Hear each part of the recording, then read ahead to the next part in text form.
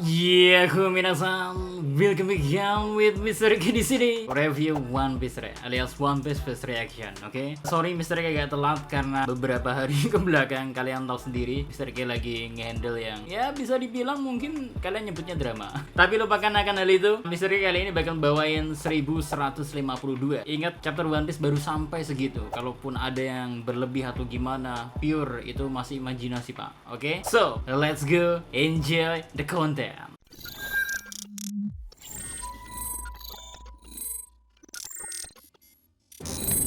Judul chapter 1152, Hari yang Buruk. Maksud dari judul kali ini ternyata merujuk ke momen dimana hari kematian dari King Harrow, yang juga menjadi momen penuduhan dari Loki yang dianggap sebagai pembunuh sekaligus penjahat terburuk dari Elba. Well, sebenarnya apa yang terjadi di hari tersebut, Re? Tahan sebentar ya, karena Mr. K bakal bahas di konten kali ini kok. Geser dikit dulu ke bagian cover story memasuki volume ke-36 yang masih memperlihatkan perjalanan Yamato mengelilingi Wano Kuni. Volume kali ini berjudul Pengiriman Sukses. Kaum Masudamyo dari Hakumai menerima topi dari Otama. Ya, apakah ini juga berarti kalau perjalanan Yamato selesai di Wano Kuni? Jujur, pengen dong selesai, Pak. Karena kita udah panjang bener nih ya cover story perjalanan Yamato. Kalian bosan gak sih? Jujur, Mr. K bosan, Pak. And now masuk ke menu utama lah ya. Momen memperlihatkan kelompok bajak laut generasi baru yang sedang bersiap untuk ikut ke perang. Soalnya, ya mereka kan ada di bawah ya. Jadi butuh semacam kapal untuk naik ke bagian atas Elbaf. Tapi gak semua yang ada di bawah bakal ikut berperang ke atas juga. Soalnya ya, Chopper udah ngasih isyarat kalau dirinya harus berdiam di sono. Karena luka dari Gaban ini ya bisa dibilang cukup mengkhawatirkan. Momen ini sedikit bikin Mr. K bertanya sih. Apakah ada suatu alasan kenapa Chopper berakhir gak berperang? Apakah Gaban ada hubungannya dengan Dr. Kureha?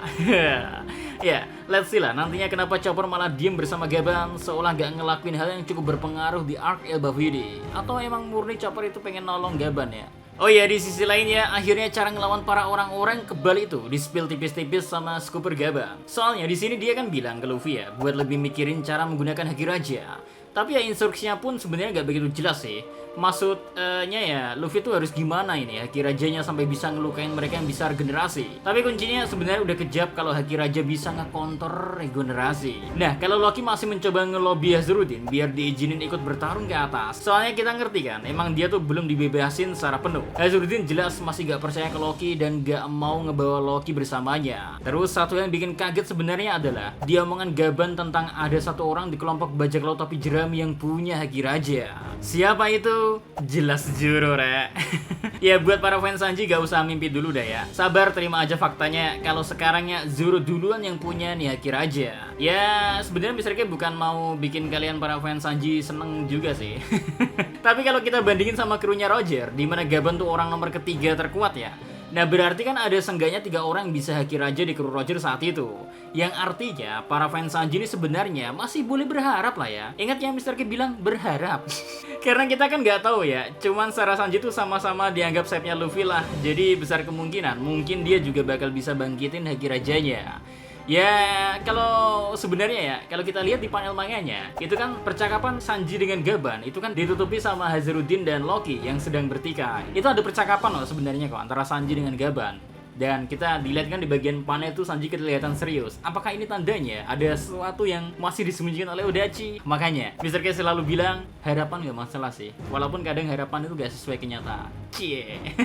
Tapi kalau Zoro sebenarnya dia tuh emang kayaknya punya bibit Haki Raja sejak lama ya. Tapi dia gak sadar kalau ya Zoro emang kayak gitu sih orangnya.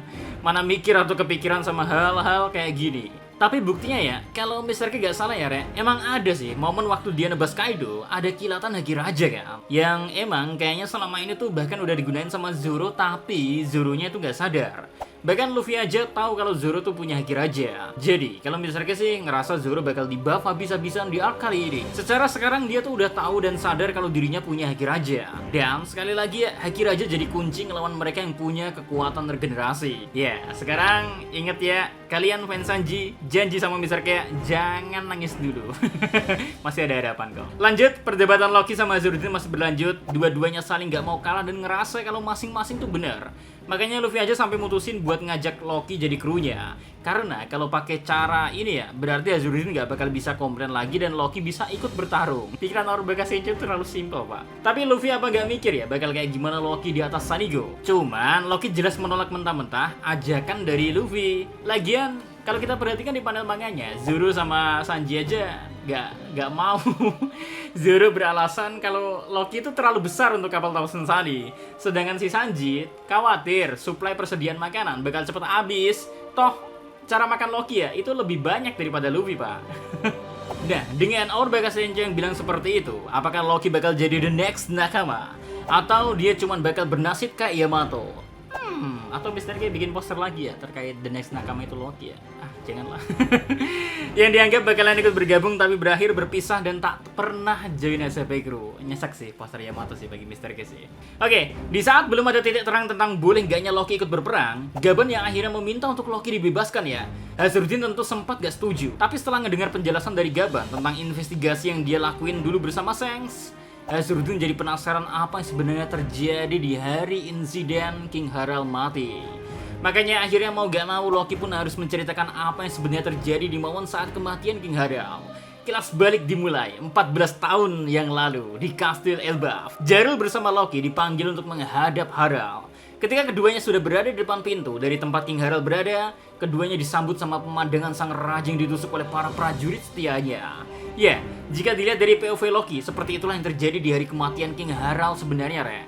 Sebelumnya juga Loki sempat bilang tentang bagaimana ayahnya memutuskan untuk bekerja sama dengan pihak pemerintahan dunia. Satu yang Mr. K agak garis bawain sih, kita harus ingat kan kalau Oda Sensei tuh ngambil karakter ini berdasarkan sosok yang penuh akan trik dan mungkin tipuan. Jadi, kalau kalian apakah akan langsung percaya sama apa yang terjadi di hari kematian King Harald? Karena masih tersisa POV dari Jarul untuk tahu sebenarnya apa yang terjadi di hari itu. Next yang gak kalah bikin kaget ya, di hari kematian dari King Harald ternyata Shanks dan Gaban lagi ada di Elbaf juga. Di momen itu kita masih bisa ngelihat kalau di tangan kiri Shanks emang ada tanda ya, tato lah ya. Yang berarti kemungkinan besar ya tato itu pasti ada sesuatu hal yang penting. Apakah emang terikat niat Im sama Ebisnya? Tadi Mr. K bahas lebih lanjut di 3N aja lah ya. Cuman yang jelas ya kita langsung teringat ke momen Shanks yang kehilangan lengannya. Teka-teki bakalan kejawab sih. Dan ini sih ngejawab ya. Apa mungkin saat kehilangan lengannya itu ada suatu hal yang bener-bener emang jadi tujuan asli dari Shanks? Gimana menurut kalian? Apakah lengan dari Shanks bakal jadi hal yang bakal jadi mind blowing nantinya ketika diungkap oleh Odachi? Nantilah pas di 3N One Piece bakal bisa bahas kok. Terus satu hal lagi yang menarik di omongan Shanks sama Gabannya, yaitu seolah waktu ya terasa lebih lambat di Elbaf. Apakah ini juga indikasi ya jangan terlalu lama berada di Elbaf saat kita dikenalin sama Elbaf, Re? Apakah waktu berhenti atau bergerak lebih lambat di Elbaf? Ya masih harus kita tunggu apa yang sebenarnya terjadi di negeri ini. Terus sebelum bisa lanjutin ke bagian paling seru ya, kita sedikit refresh lah ya. Ada komedi di sini, yaitu terkait istrinya dari Gaban yang bertanya apakah Gaban itu punya cerita yang nakal di masa lalu. Nah, Shanks saat itu pengen cerita kalau Gaban ketika pokoknya berlabuh ya, kapal Roger ketika berlabuh itu Gaban pokoknya itu cari apa? Ya ditutupi kan. Kayaknya itu cari cewek, Pak. Oke, itu dia sedikit refresh lah ya untuk ya sedikit komedi mungkin dari Gaban dan Shanks. Lanjut beres mandi, Shanks ada sedikit obrolan yang mengkonfirmasi kalau King Harald bekerja sama dengan pemerintahan dunia. Karena ternyata waktu di Marijoa ya, Shanks sempat bertemu dengan Harald. Momen ini kayaknya momen yang dibilang Shamrock tentang Shanks yang sempat balik ke sono. Kedatangan Shanks ke Elbaf kayaknya mau memperingati Harald tentang sesuatu sebelum akhirnya malah terlambat. Karena waktu di Marijoa ya, Shanks gak punya banyak waktu dan kesempatan buat ngobrol bebas dengan Harald. Tapi sayang, Re, sayang, di hari yang sama Harald dieksekusi dan mati. Lalu buah iblis legendaris yang turun-temurun ada di Elbaf kini telah dicuri oleh sosok yang gak kita ketahui siapa itu sebenarnya. Apakah God Knight atau Im Sama sendiri? Harusnya ada campur tangan Im Sama sih saat itu. Karena kalau kita ngelihat bayangan dari Harald, ini kan dari 3N.